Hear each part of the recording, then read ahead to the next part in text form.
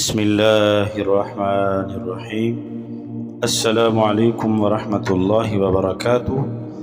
آج کی ویڈیو میں ہم بتائیں گے کہ اسم اعظم کیا ہے۔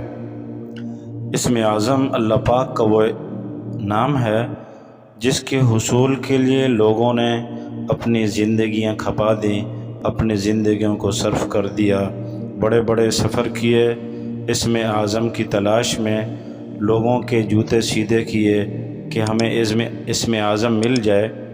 تو کسی نے ایک بزرگ سے پوچھا کہ حضرت جی بتائیں اسم اعظم کہتے کس کو ہیں؟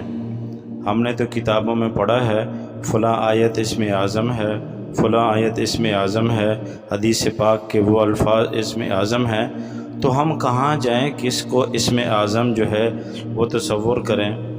تو انہوں نے بڑا پیارا جواب دیا جو دل کو لگا۔